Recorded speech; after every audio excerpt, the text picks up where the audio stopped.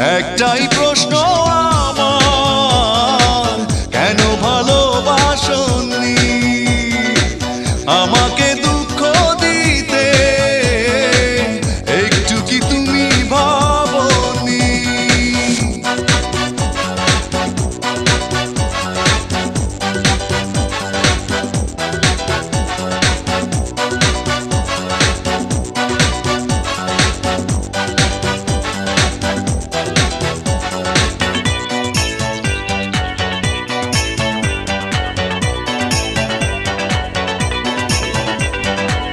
মন ভেঙে দিয়ে